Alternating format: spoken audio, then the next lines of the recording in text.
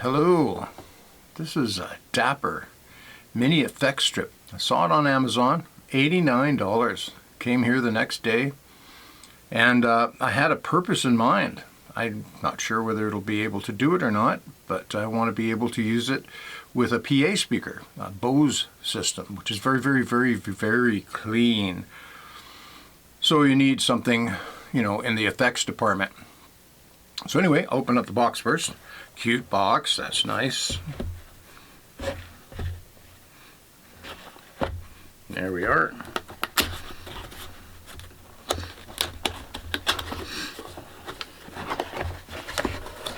Okay.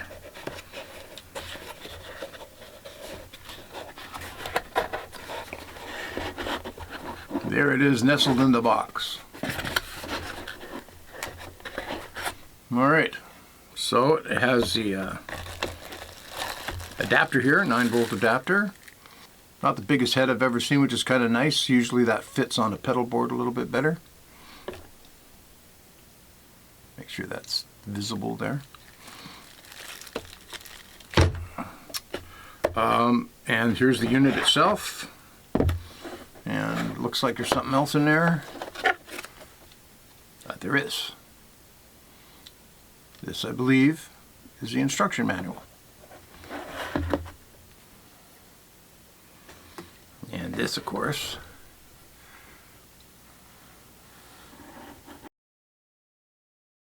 if I remember correctly, distortion is over here. You have distortion and overdrive. You have chorus here. Then you have delay over here. And you have a tap knob there, which actually is headphone volume and flashes. We'll get to that in a minute. And if you hold down the middle switch, apparently that's a tuner. So we're going to find out if I'm right. See you in a couple of minutes. Well, I'm back. This is a Bose S-1. Pretty cool little speaker. Small but mighty. Puts out a lot of sound. I use these at small gigs from like 30 to maybe 150 people. I have two of them though. I run them in tandem. I don't just use one, although other people just use one and say they're fine, but I think I need the extra help. And over here on the side, which you may or may not be able to see, they have the controls. Very simple. You have this channel here is where you put your backing tracks in. This is reverb, bass, treble. And you have a setting switch here, which is remarkably effective. In the middle, over here, it's like flat. So if you're using a big multi-effect pedal with reverb and all sorts of fancy stuff, you'd probably use that setting. The next setting is the guitar setting. For like acoustic guitar, I use it for banjo and mandolin, and it sounds wonderful. And cigar box guitar, of course. And then here is a microphone setting, which I also use, but I'm not going to share that with you today. And it sounds great with just a little reverb. Like, you really don't need to add anything to these things, depending on what kind of music you're doing, of course. So this is what I'm going to use today. I'm going to put it on the guitar setting, probably have it flat like this. I'm going to turn the reverb off. There's no reverb in this little pedal down here, and I would, if I was playing, use the reverb here. But I'm not going to do that, just so you clearly hear just the pedal. And I clearly hear the pedal, because I have to decide whether I can use this or not. So I'm going to put this over in my amp stand. So I'm plugged into that Bose S-1 that I showed you. And this is what it sounds like flat.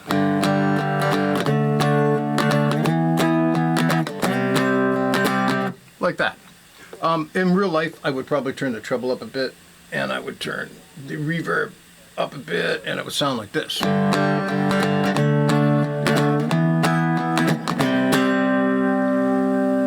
Which I'm playing pretty quiet. In all honesty, I'm actually playing shows with this little S-1. But I use two of them. I'm old school, one is just never enough. But I use it for banjo and mandolin and basic cigar box guitar. It sounds great just like that. And for about 30 to 150 people. I got a stand if I need to raise them up, that sort of thing. That's the S1, the story on the Bose S-1, which I'll put back to flat here. Flat's not my preferred sound, but this way we can hear exactly what this pedal is going to do.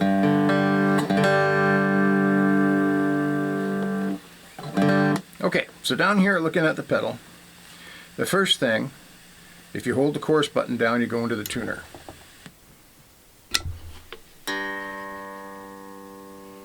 Slightly flat.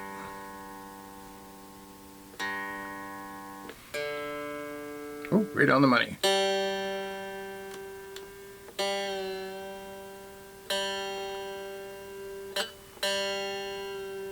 It's very sensitive, which I like, because that means it's right. And it is right.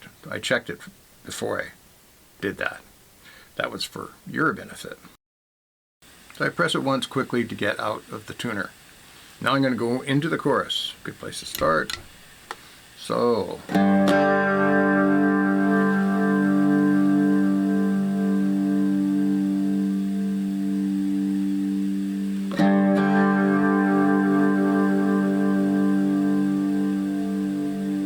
Have everything set just a little off center.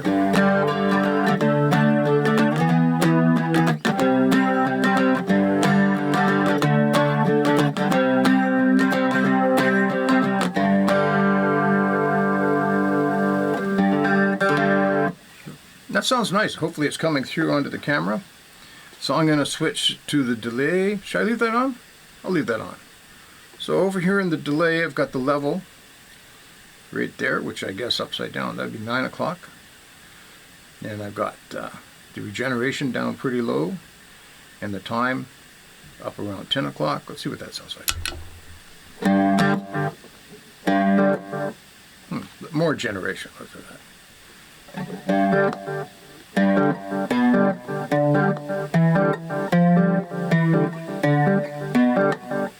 Hey, let's see what it sounds like for the rockabilly thing.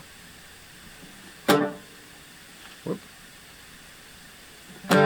This flashing tells you the time. That kind of looks rockabilly to me. Turn the regeneration down a little bit more.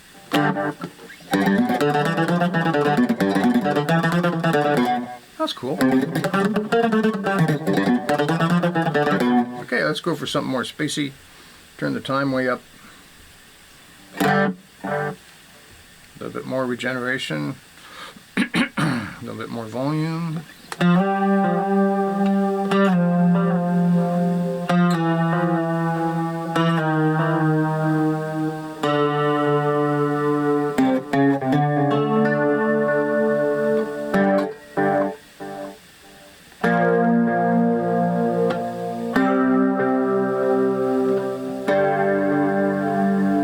That's kind of cool. Go back here, maybe.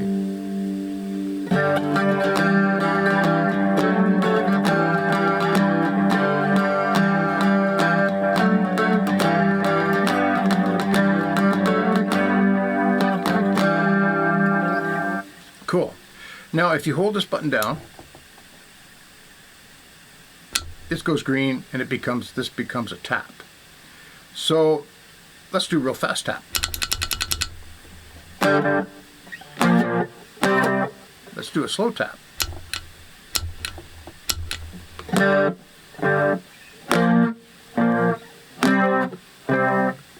Yeah, it works just fine. Just works fine.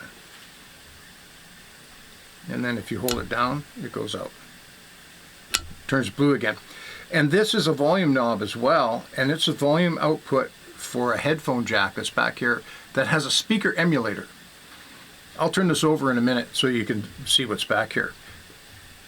And this speaker emulator would be great if you're going to plug directly into a mixing board, or I should probably be using it with the Bose, really, but I didn't.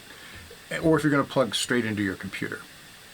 I'm using just the regular output into the Bose. And this volume will turn that up and down. Okay, so I think we covered all that. So let's get over to the cool stuff. Turn this stuff off for a minute.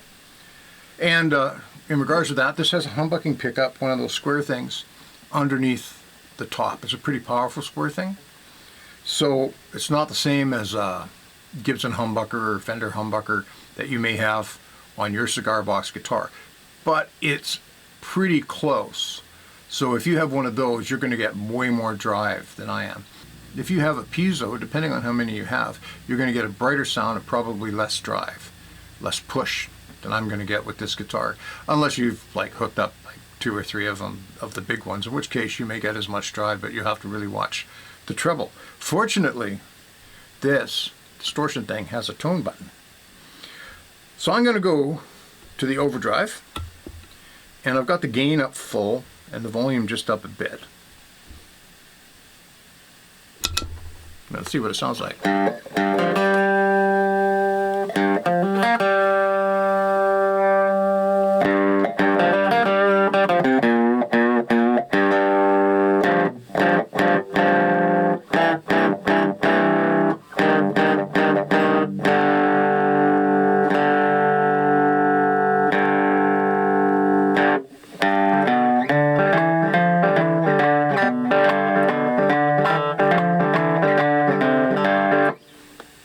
Screw that up. But anyway, it's there, and it sounds okay to me if I turn it off. Yeah, it really pushes the volume.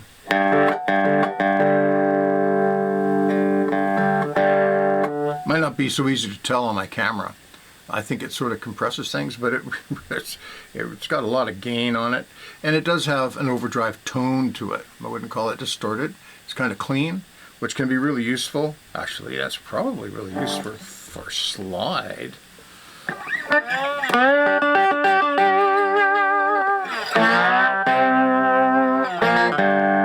Let's add some delay.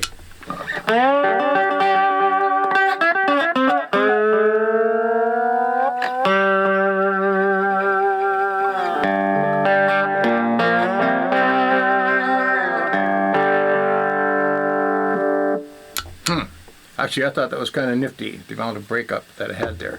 And now let's whip over. I'm going to turn the volume down a bit here because I'm not used to it, to the distortion side of things. Now there is a bit of sound coming out of the amp. Not very much, but it's pointed at my camera, so you might get more of the sound than I'm getting actually, or it might seem louder than it really is. And of course distortion. Holy sh**. Hang on a second. No wonder there was some sound coming out of the amp. Okay, here we are, back in reasonableness.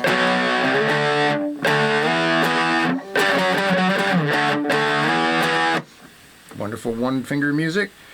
And if you want it fuzzier, I bet if you turn up the tone,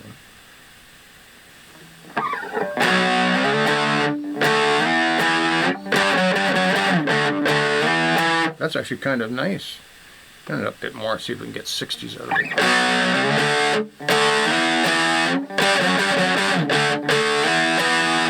it. That's okay. Yeah, so I don't know. I kind of like it.